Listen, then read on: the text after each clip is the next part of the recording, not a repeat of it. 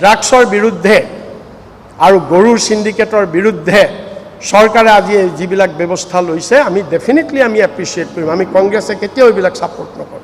কিন্তু আমাৰ কথা হ'ল এই কামবিলাক 2 মে'ৰ পিছত হৈছিল নেকি? এই ঘটনাবিলাক এই বছৰ মুখ্যমন্ত্ৰী হিমন্ত বিশ্ব শৰ্মা ডাঙৰীয়াই শপত গ্ৰহণ কৰাৰ পিছত হৈছিল নেকি? 5 বছৰে চলি আছে। সোণোৱাল চৰকাৰৰ দিনত হৈছিল, বিজেপি চৰকাৰৰ দিনত হৈছিল। আজি ইয়াত বিজেপিয়ে বা মুখ্যমন্ত্ৰীয়ে কৃতিত্ব দাবী কৰাৰ কোনো যুক্তি নাই। যোৱা 5টা বছৰত চলি আছিল, তেতিয়া আজি যে পুলিচে গম পালে ক'ত ড্ৰাগছ আছে, কাৰ ঘৰত আছে, কোনটো ড্ৰাগছ মাফিয়া, কোনটো গৰু সিন্ডিকেট, এইবিলাক যে এটা এটাকৈ বাছি পুলিচে ধৰিব পাৰিলে, ঠাই বিশেষে যে পুলিচে এনকাউণ্টাৰো কৰিব পাৰিছে, তেতিয়া পুলিচৰ হাতত এই তথ্যবিলাক নাছিল নেকি? নিশ্চয় আছিল।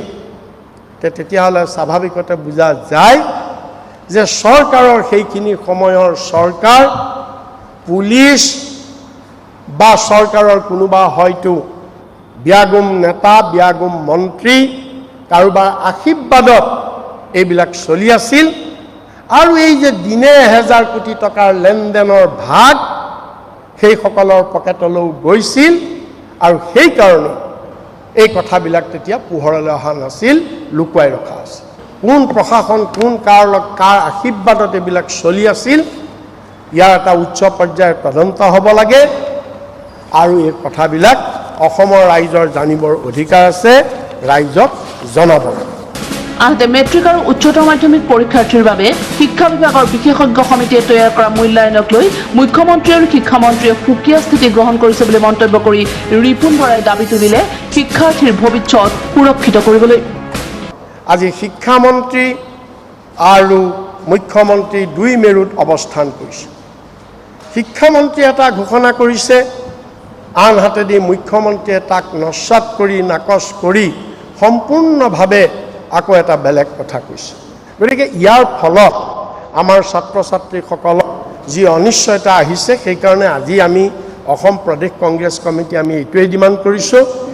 মুখ্যমন্ত্ৰীৰ বক্তব্যকো আমি নিন্দা নকৰোঁ। আমি এইটোৱেই ক'ব খুজিছোঁ যে যি কৰে অতি সোনকালে এটা স্পষ্ট সিদ্ধান্ত ল'ব লাগে।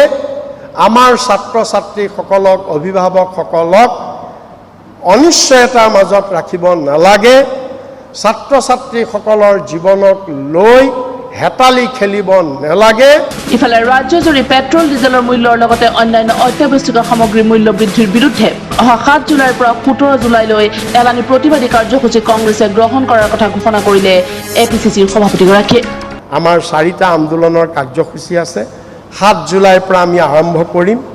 7 জুলাইৰ পৰা 17 জুলাইলৈ নিখিল ভাৰত কংগ্ৰেছ কমিটিৰ আহ্বানত বিশেষকৈ মূল্য বৃদ্ধি, পেট্ৰল, ডিজেল আৰু অন্যান্য অত্যাৱশ্যকীয় সামগ্ৰীৰ যি আকাশলংঘী মূল্য বৃদ্ধি হৈছে, এই আকাশলংঘী মূল্য বৃদ্ধিৰ প্ৰতিবাদত আমি 4টা আন্দোলনৰ কাৰ্যসূচী সদ্যহতে লৈছোঁ।